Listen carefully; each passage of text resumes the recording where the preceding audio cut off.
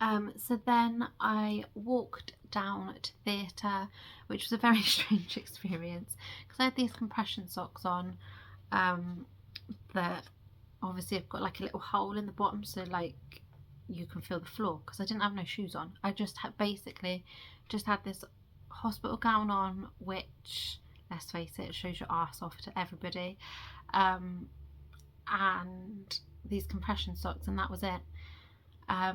But got into theatre and they did my blood pressure and they put the spinal in, which wasn't as bad as what I thought it would be. I actually found having the anti-D injection was worse than having the spinal, to put it into context. Whether it was just that the team I had were amazing at doing these spinals, I don't know, but like it was like a little sharp bee sting. It didn't feel any different to having like a COVID jab, which really surprised me. I thought it'd be a lot more painful because a lot of people said it's a lot of pressure. Even they said like you might feel a lot of pressure and things like that, but it was absolutely fine. I will say it was the weirdest feeling ever. Once the spinal was in, like just sat there feeling that your legs are so heavy you can't move them, to the point that they had to, like, I could move my upper body to swing around, but they had to move my legs because I literally couldn't lift my legs. And that was the strangest feeling that I've ever had. Really, really bizarre. I can only imagine that's kind of like how you feel when you're paralysed. I don't know. But yeah, it was the strangest feeling. But then you could kind of feel it once the legs had got heavy and I'd laid down, you could feel it like rising. And they did the ice test, like putting it on different parts, and then after a couple of ice tests they said I was ready to go. I was basically numb from here down. Some people get it up higher, but I was literally like in line with my nipple, I would say. From there down, completely numb, which meant that it was time for the operation. So throughout like the actual operation process, from the minute I stepped into theatre, everything was explained step by step by the anaesthetist, and that's what I mean about I had this great relationship with her during that time.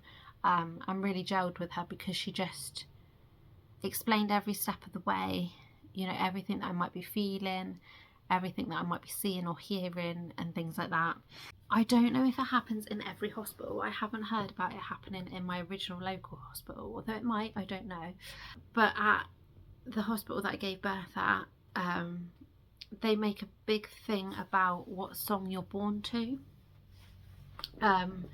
So it was asked if I had a playlist that I wanted to play, or a specific artist, or anything like that, and I said no, it was absolutely fine. So they put on, I don't know if it was hospital radio or if it was just like a big playlist. I'm not too sure.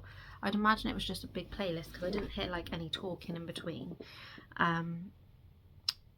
But yeah, so that was like playing in the background, and for me the bit I didn't realise would happen would be how like jovial it was in the theatre. Like when you see like Casualty and Holby City and things like that in the past, like it's always looked really serious, but it really wasn't. And me and Ash were laughing with the theatre staff, we were laughing with, like, the surgeon was literally cutting me open and we were laughing and joking about, I think it was Fatboy Slim, because that was the song that was on. That was basically, yeah, Fatboy Slim, I think the song's Praise You, is it? I think that's what it's called.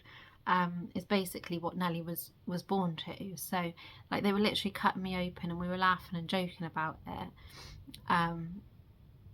like joking about this song and everything, and like how you didn't hear about him anymore and his songs weren't always played and things like that. Just like casually, I'm cut open on the table like a piece of meat. Obviously I can't see anything, there's like the screen up and everything, which is fine. Like I'm quite glad of that. I wouldn't want to see what was going on, to be honest. I've got a photo, which obviously I'm not going to put on here, of Nelly being held up as soon as she's out, and you can kind of see me in the background, but at the same time, like, I'm just glad I couldn't physically see it. I'm not one of those that ever want to watch it on camera, you know. I must say. Before we knew it, Nellie was here. She was lifted up above the curtain so that we could see her. Ash was by my side constantly. And the one thing I was really worried about is something that I'd obviously seen on TV and films and stuff like that, is like when the baby comes out and it doesn't cry straight away. I had no need to worry because Nellie literally came out, and the second she was out, she screamed the place down, and I mean really screamed the place down. Not only that, but she decided that she was going to wee all over the theatre staff. I think she missed me. I'm pretty sure they said that she missed me because otherwise they would have had to have done something else, which they didn't need to do. But yeah, she weed over everybody else. She weed over the surgeon, the consultant, like the works. So Nellie came in at a nice healthy £7 5 ounces, which was a really good weight considering I had the gestational diabetes. I was so worried I was going to have like a £9 baby, to the point that I kind of didn't really buy much newborn stuff. I just bought up to 1 month because I thought, oh, she's going to be big, like she won't need the tiny stuff, when in hindsight she was a lot smaller. She was still a little bit heavier, like I'd say £0.5 heavier than what I was when I was born, but she was still quite small but a good healthy weight. And yeah, to us she was just perfect, and well, she still is perfect even when she's screaming. She was happy and healthy, screaming away. They did like the first initial, not checks, but just like they cleaned her up a little bit and checked her airways and just the basic stuff like that. And then Ash could cut the cord. The surgeon had cut the cord originally, but then they do it for the C-section. You cut like, they have like still quite a long bit so that then Dad can cut the cord still and make it that little bit shorter. So he still had that. I don't think he was that excited to do it in the first place when I first mentioned it, but I kind of gave him no choice. I said, like, that is my one wish, I want you to do that. So yeah, he did it, and I think in hindsight I think he's probably glad that he did do it. I haven't asked him, but when I mention it, like, he smiles that he got to do that. So I'm kind of glad that I pushed for him to do that. As selfish as that might have been on my part, like, it all worked out well in the end. And then yeah, she was placed straight onto my chest for some skin to skin, screaming her head off for a little while, and then we were like talking to her, and I think she just recognised our voices and kind of settled down a little bit. And then she was taken off of me and given to Ash so he could have a cuddle, because they obviously needed to move me from the theatre bed to a like trolley bed thing, recovery bed, whatever you want to call it. It was time for staff changeover again. It's literally like a running theme throughout this, like constant staff changeover. And the lady that came in, she was actually really nice. She was an older lady. I'd say she's in her like mid to late 50s, clearly very experienced. And yeah, just, she was lovely. Like, she was really lovely. She explained that they were going to put me on like a spinal board to move me, because obviously I couldn't move, and whatnot. And then she tucked Nellie back into me once they'd moved me so that she was with me, and we moved back onto like the recovery ward, which was basically the same room that I'd been in before I'd walked down to theatre. And then she helped to get Nellie straight on my boob, because I'd said that I wanted to breastfeed. And yeah, we were just in like our own little bubble. I couldn't believe that I was able to breastfeed. It seemed so easy. Like, she knew exactly, like Nellie knew exactly what she needed to do. I was just there for the ride kind of thing. And then I think she fed for like a good 45 minutes. They couldn't believe how long she had actually fed for. And then after that, I got my tea and toast, which I was so excited about. I've never been so excited for tea and toast in my entire life, and I don't think there's ever such a good feeling as getting that tea and toast. I had lashings of jam on it because it didn't matter. Like, I had to take a like blood sugar test. Told you I got baby brain. Blood sugar test before I ate the toast, and then again an hour after half an hour after I'd eaten the toast, just to check that I was all right. I passed those with flying colours. They checked Nellie's blood pressure after her first feed, and then it would have to be before the next 2 feeds, so that was fine. Like, that was manageable. I could just notify them when I thought she wanted feeding again. So I got an itchy mouth. Just like in our own little bubble in this room. I just couldn't believe it. Like, I literally was there in shock. Obviously I couldn't move, but yeah, I was just, it was amazing. And then I noticed she needed feeding again, and I struggled to get her on this time. So one of the ladies that was trained in helping to do like breastfeeding and things like that, she came in and gave me some pointers, and like we managed to do it and whatnot, so that was good. And then it was time to dress Nellie, and her sleep suit was massive on her. I'm not gonna lie, it was huge. Like, she looked so tiny, but so cute at the same time. Yeah, I'm talking about you.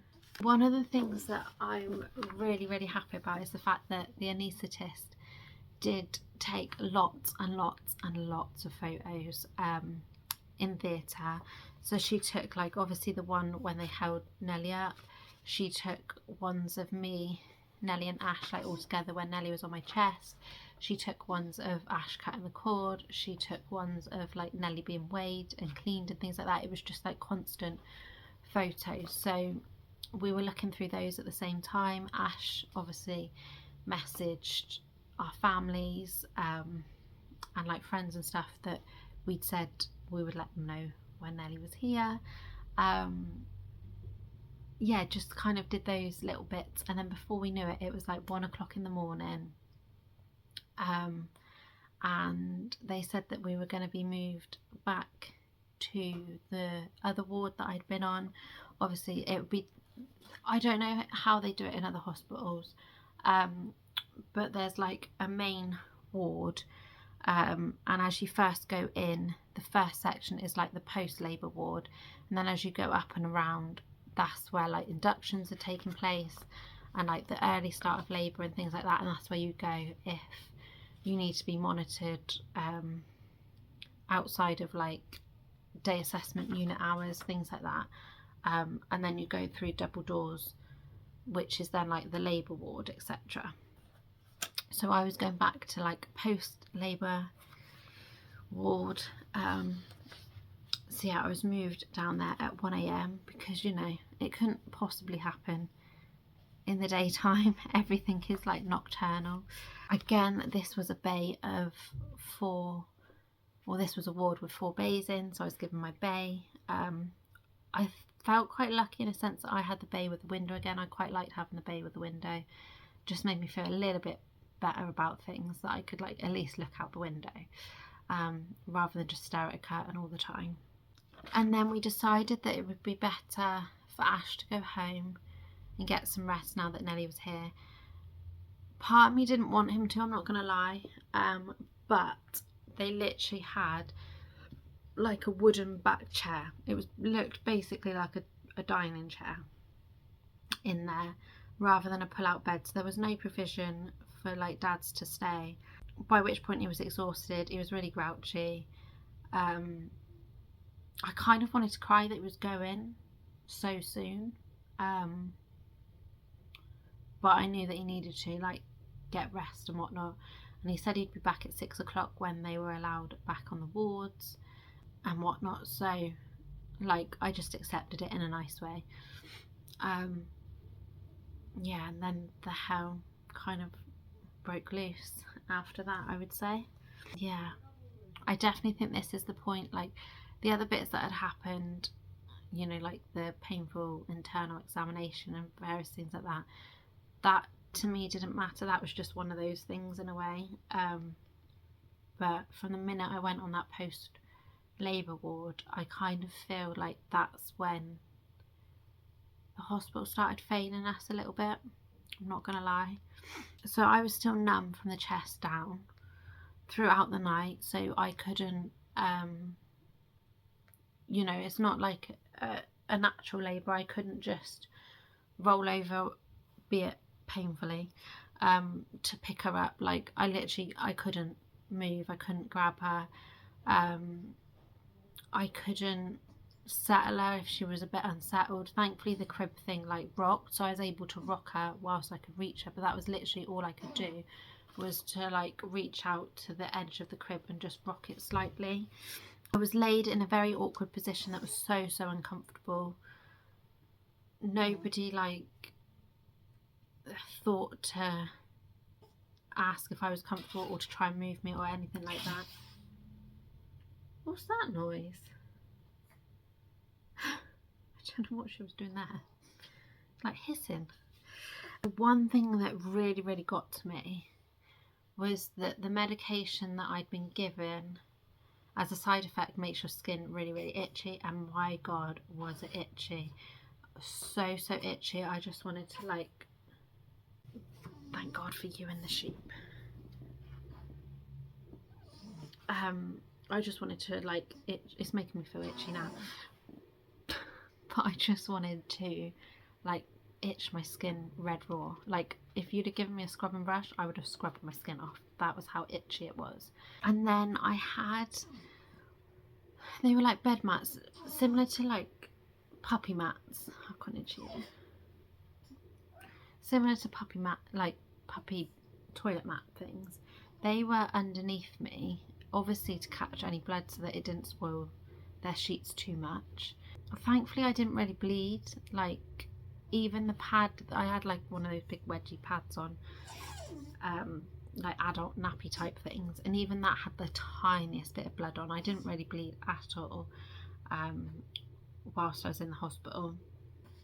But these bed mats were put on just in case, but in reality all they did was make me sweat, and as I was sweating more it was making my skin itch more, which was just, yeah, it wasn't very pleasant. I ended up with the pillowcase coming off of the pillow slightly, which they did constantly in there anyway. It wasn't just on this particular bed. The pillows and the cases were constantly coming off.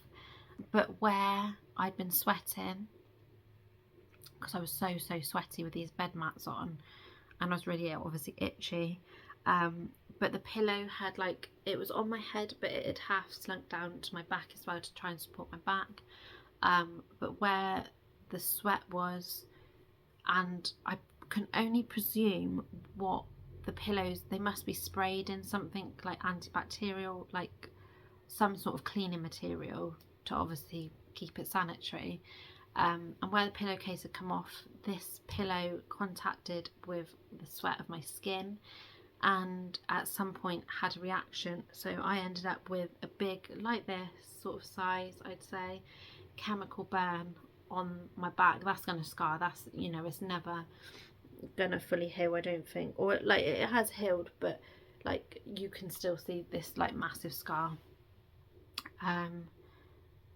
that was, it was painful. Like I could feel it burning, and it was just horrible. My skin was stuck to it. There was nothing like I could do because I couldn't move. Yeah, really, that was like really not pleasant to me. And like I say, obviously I couldn't move, so every time Nellie needed to feed or she cried or anything, I had to call for assistance. And I get that the NHS staff are obviously really understaffed. They have a lot of pressure and things like that. Like I completely get that, and I'm not taken away from that. It's not a dig at the individual staff as such. I think it's a dig at the issue of being understaffed and undervalued, and you know, it's a whole thing, and I get that. It's not just like one thing will fix it all.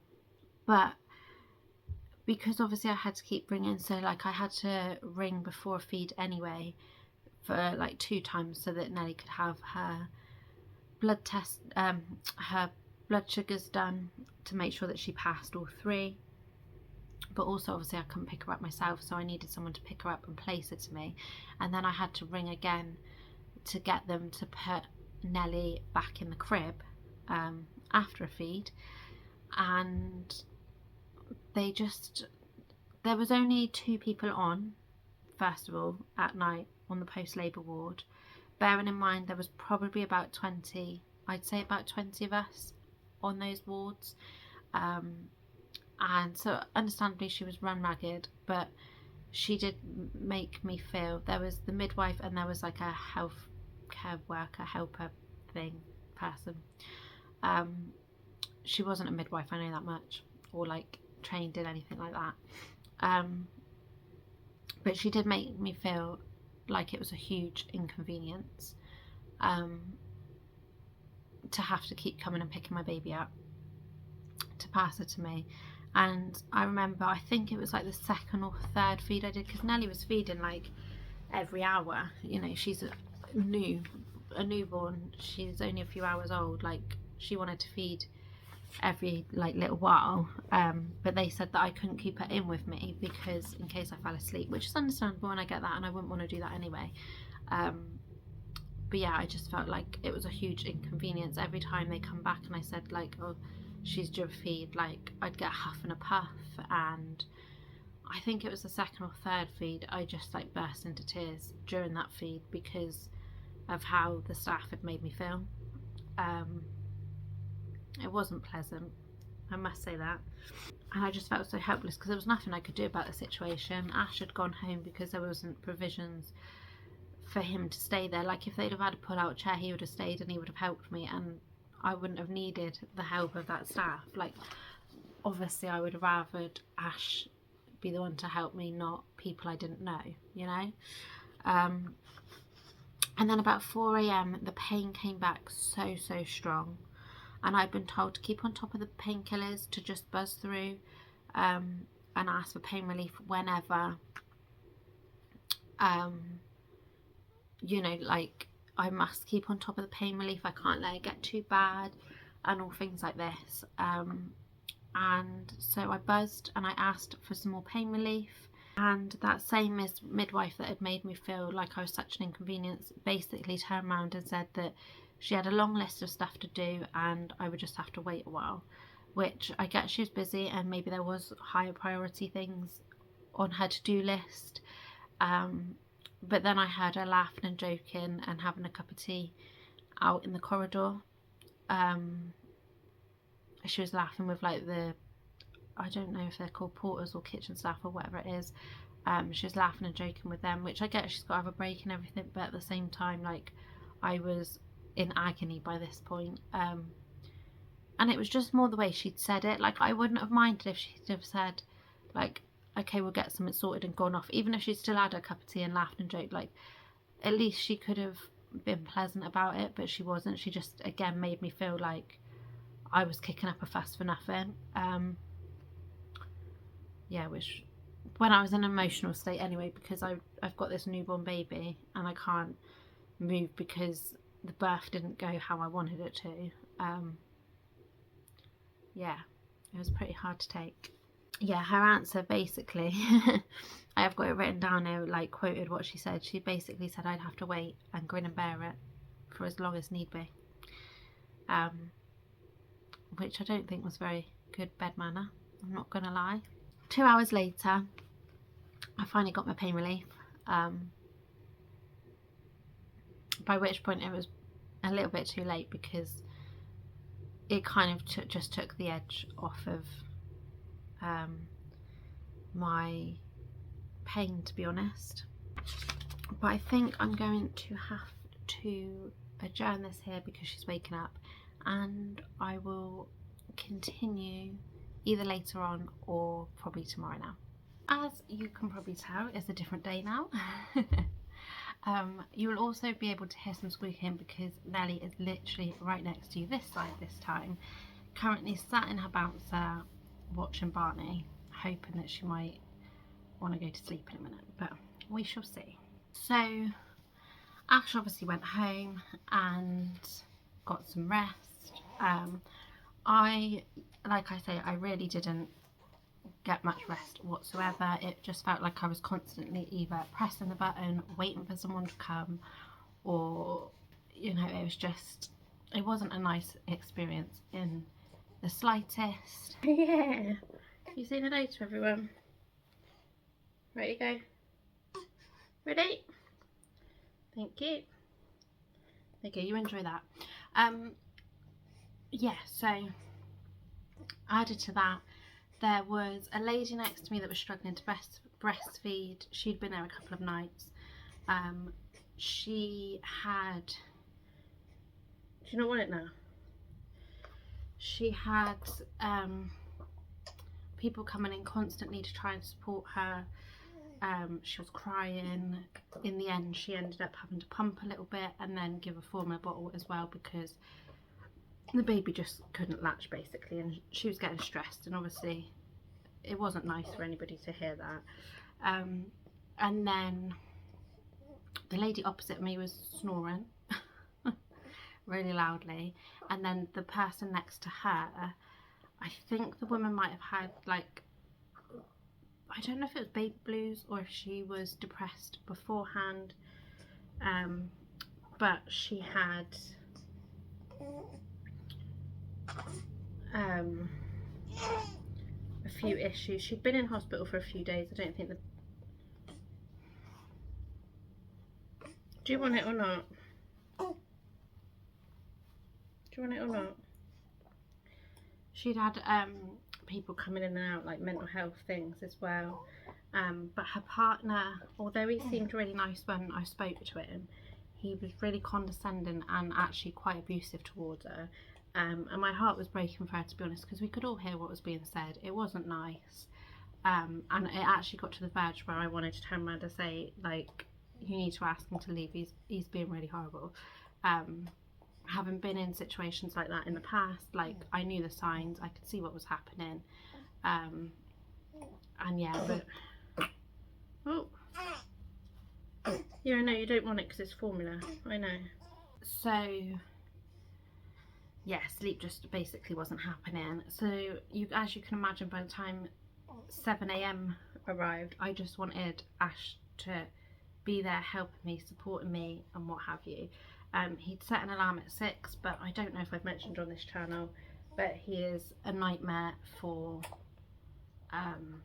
waking up to an alarm. So I think he managed to wake up, but then he fell back asleep, then he woke up again, and then he fell back asleep. And by 7 AM he was just getting out of bed.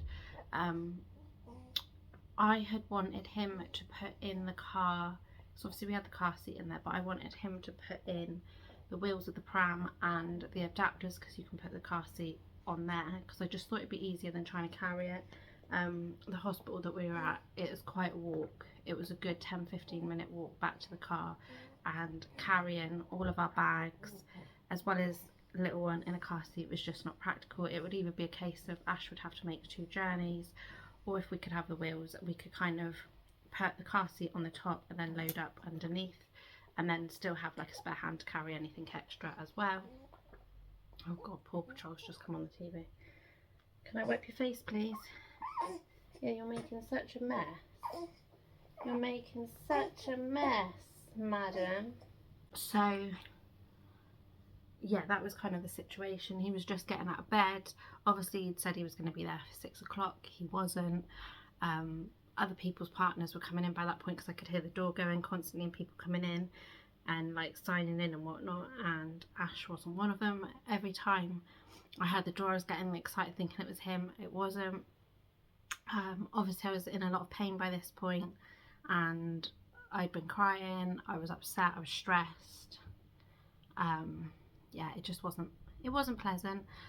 I can't remember what time it was probably closer to 8 that he actually got in, between 8 and 9 I think, but just as he was getting ready to leave, I kind of like snapped and had enough, and I'm not ashamed to say that I was pretty mean to him. Obviously hormone induced as well, and with the knock-on effect of everything that's been going on, but yeah, I wasn't very pleasant to him. I didn't say anything mean, you know, like I didn't call him any names or anything like that. I was just like, forget the wheels. I said, like, I just need you here. Like, you need to be here. I was like, I'll explain when you get here, but I want to go home, basically, was my words. Like, I don't want to be here any longer. I was so much on the verge of self-discharging, but if I self-discharged, I wasn't allowed to take Nellie with me. She would have to stay in the hospital. I didn't want her to stay in the hospital on our own, understandably.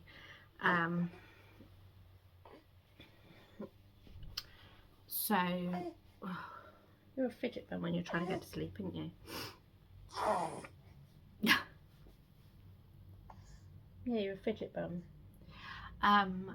So yeah, that's the only reason why I didn't, to be honest with you, because they also said that if I self-discharged and I tried to take her with me, then social services would get involved, which obviously I didn't want. So that was a whole nother thing. So I had to stay there until basically they said that I could go. When he did eventually get in, I told him exactly what had happened, what had been said to me, and all things like that, and he couldn't believe it. He was shocked that I had gone through so much in like basically a short space of time, because I mean he'd left at like, I think it was between 1 and 2 o'clock, and he was back between 8 and 9, so it wasn't like, in the grand scheme of things, a huge time scale, although to me it felt like it. And he just couldn't believe what had gone on, and fair play to him, he refused to leave. He'd go out for like a vape to, like, there was a little bit just outside, and like he went down to the shop when I needed some bits and bobs, because there was nowhere enough I was getting down to the shop, and I wasn't allowed to take the baby out anyway. She had a security tag on her that meant I couldn't go anywhere near the door. So yeah, it just made me feel a little bit better to know that he refused to leave our side, and that I had somebody fighting my corner a little bit more, because obviously I was all over the place by that point. So Nellie passed her 3, yeah, you know your name, don't you? You're like, why do you keep saying my name? She passed her 3 sugar tests, which I'm really, really grateful for. It kind of made everything feel worthwhile that we'd been able to get her to pass those. She also had a lot of newborn tests done, so by the time we'd left, she'd had so many, I can't even remember how many we'd counted. I think it was like between 18 and 25 foot pricks done for various different tests, whether it be the blood sugars, whether it be the newborn checks. It was just like constant, which wasn't nice to see, I must say. During the newborn tests, like, she also had her joints checked and things like that to make sure that there was no issues there. She passed all of that, but they did find that she was jaundice, which we knew was always going to be a risk anyway. It was quite high, but thankfully it was just under needing to go under the light, which I'm very, very grateful for, because I wouldn't have wanted to see that, to be fair, and just not be able to like cuddle her and stuff like that. I had reported to the midwife that I was struggling to breastfeed. That was what I wanted to do. Like, I had my heart set on that, to be fair. Similar probably to having a natural labour, which I know things happen and it doesn't always go to plan, like I mentioned earlier in this video, but I did really want to breastfeed, partly because I wanted that bond, and I felt that was the best option as well for Nellie. I really wanted her to have the goodness of breast milk, as well as that bond and that closeness and whatnot. It's something that I've always wanted to do, so it wasn't, you know, on a whim or anything like that. I had really like researched it and thought about it and things like that, and thought about the implications, but it just, after that first feed that felt amazing, with each feed she was getting more stressed and anxious. I don't know if that was partly because of what I'd been going through, and obviously I was stressed and anxious, but I was just really starting to struggle with it. So I reported it, and she said that she would put me on the list for a breastfeeding buddy to come round, which is what the lady next door had. And so that calmed me down a little bit, because I'd heard the conversations they'd had and the support that was given, and I thought, do you know what, they're going to help me to work out what I'm doing wrong, whether it's a hold that I'm doing wrong or something else. If there's an issue, you know, like tongue tie or something like that, they might be able to just kind of give me some pointers and help me out with that. So I waited and I waited and I waited, and nobody came. I probably in hindsight should have raised it again, but I think because of the emotional state I was in, added to the fact that obviously I'd not been told off but been scolded almost when I asked for the painkillers, like I just didn't want to ask anything basically, which I know I probably should have stood up and thought, well no, I need this help, but I wasn't in the right frame of mind for that. It just kind of felt like I was being put in a corner and forgotten about with everything. You know, people, like I'd mentioned before giving birth, people coming in and having these like generic conversations and just having chats, seeing how their mental health is as well as their physical. And post-labour ward, I just didn't get that either. And I just felt so alone. Like obviously I had Ash, but in terms of like the staff there, I felt so alone, so like put in the corner and forgot about, pushed to one side. All these other people were having like people coming to support them, and you know, like it sounds really stupid, but compliments on how they were doing, whether it was with feeding or whether it was with how the baby was doing, or oh that's a pretty baby, or this, that and the other. And we didn't have any of that. Like I didn't have any compliment saying you've got this, you're doing a good job, like nothing, nobody coming in saying how you feeling, despite the fact that I'd had an emergency C-section, so my mind was all over the place anyway, because obviously it wasn't what had been planned in the first place. And yeah, I just felt really let down, and all I wanted to do, to be honest, was cry. That's all I wanted to do.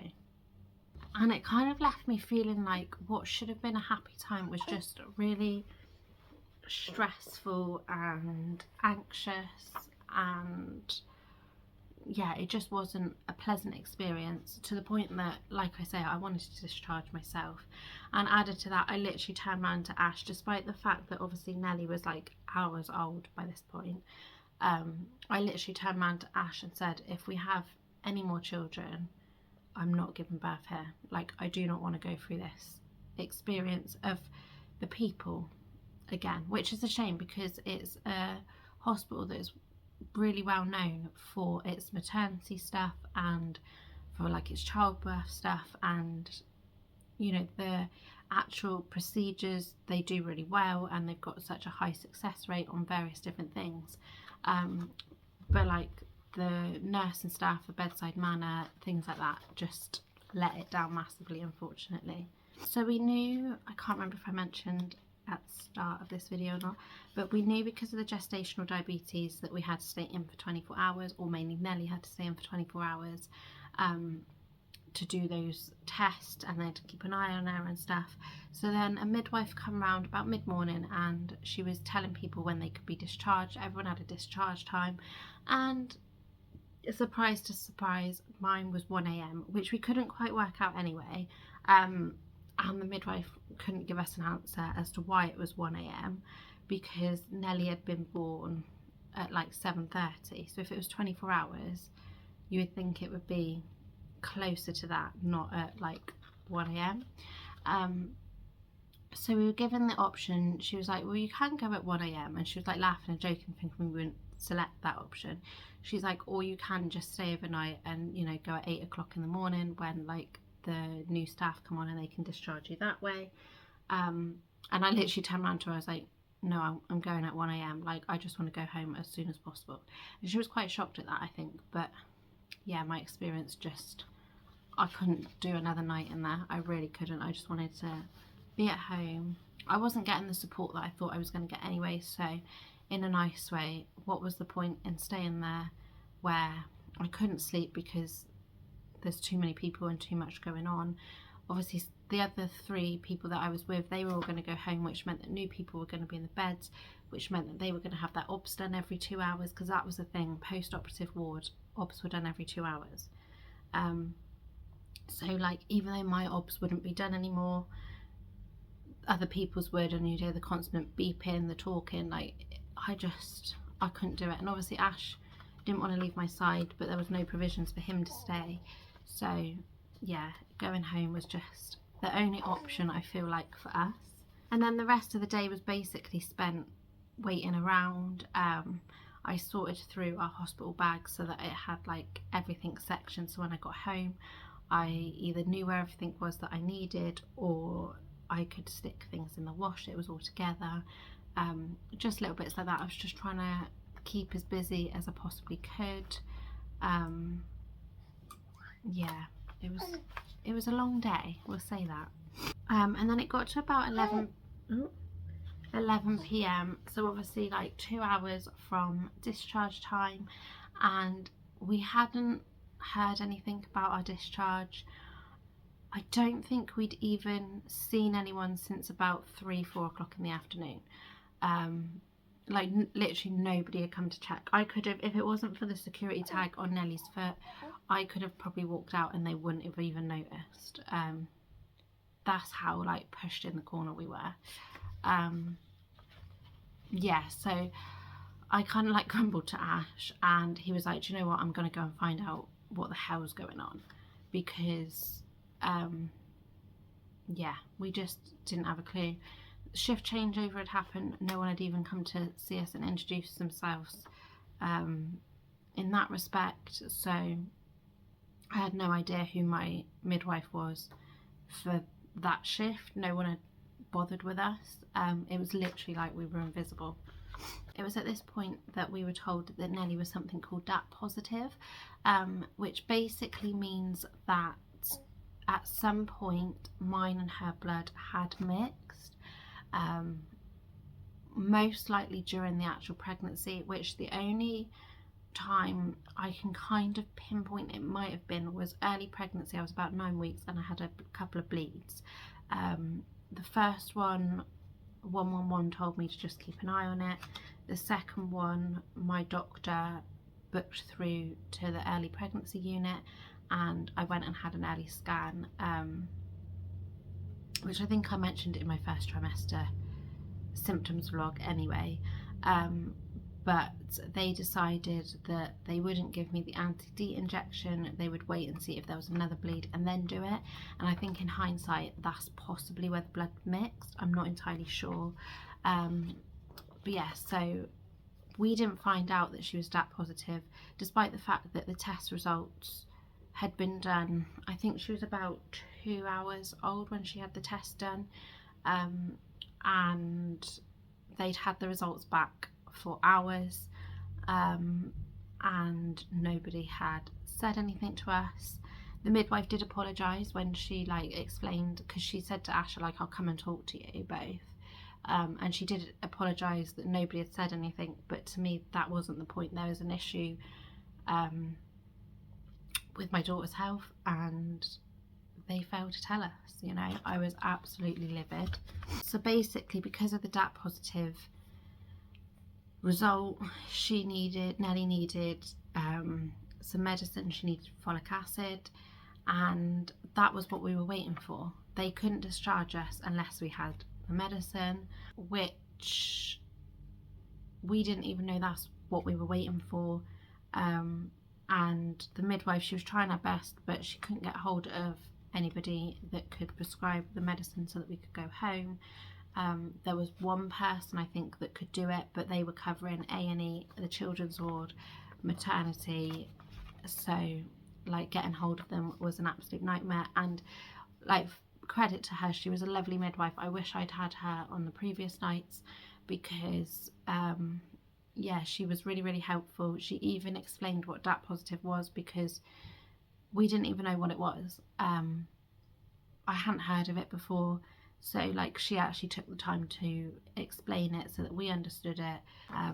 But basically Nellie is on folic acid for the first 3 months of her life, and then hopefully after they review it, then we can go from there. So it got to 4:30 a.m, so obviously halfway between our 1 a.m. you can be discharged bollocks basically, excuse my language, and the 8 o'clock like normal discharge times, that we were finally allowed to leave, which I honestly couldn't believe it. I really thought that they were never going to let us leave. I thought we were going to be there for another day, but we could leave without the folic acid after all of that, because they managed to get the prescription done, but then they couldn't find anywhere that had the folic acid in stock. They didn't have any, so it would need to be ordered in. But the midwife pulled a few strings and we were allowed to go home on the promise that we would come back later that day, to pick up this folic acid, which, like, obviously I said yeah, I would do anything for Nellie's health, etc. So that was the plan. They were going to ring us when the folic acid arrived, and then we could just go and collect it, and then that would kind of, in theory, be that sort of period of our life, shall we say, over with. I could walk back out that door and not have to worry, in theory. And then just to kind of finish off the journey, as you can probably tell, we never got that phone call. It got to like 5:30. I'd done the food shop, we were just finishing up, Ash was loading it all into the car, so I phoned through to the hospital and I said, like, we're still waiting on a phone call, I'm literally like 15 minutes away from the hospital, do you know how long it's going to be, because I don't want to go all the way home, which was like a good 40 minutes, to then get the phone call to have to turn around and come all the way back with a newborn that doesn't need to be in a carrier for that long. So yeah, and their answer was, oh, it's been here all afternoon, nobody said we needed to phone you. And I was like, of course they didn't. I was like, I'll just come and collect it now. And she said, yeah, that's fine. I couldn't obviously be mean to her because she didn't know the situation, but I just kind of felt like it had just kind of like continued the story of we were forgotten about, you know. And it's not said in a racist way in any way, shape or form, but I think I mentioned it possibly at the start of this video, if not I mentioned it in another video. It just kind of felt like I had the wrong nationality, because all of the foreign ones, shall we say, had all the help and support that they could possibly want, and meanwhile we were pushed in a corner, forgotten about, and just left to get on with it, basically. Yeah, that's literally the honest truth of how it felt, for both of us, to be honest. So yeah, I can't say it was the most pleasant experience. I wouldn't say it was the worst, you know, like it wasn't in a sense too traumatic. There were obviously elements of it being traumatic, but yeah, it wasn't like the worst experience, but there were definitely questions that I would raise in terms of my care, probably.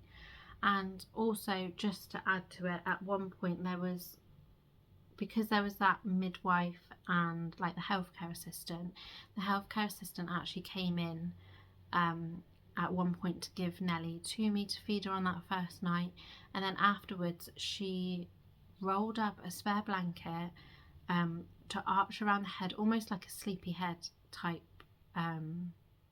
thing, but just obviously with a blanket, which I knew wasn't deemed safe sleep. And I said, I'd rather you didn't do that. She turned around and was just like, oh no, it's fine, this is what we do. And by that point I wasn't arguing with her, because obviously a lot had already gone on by that point.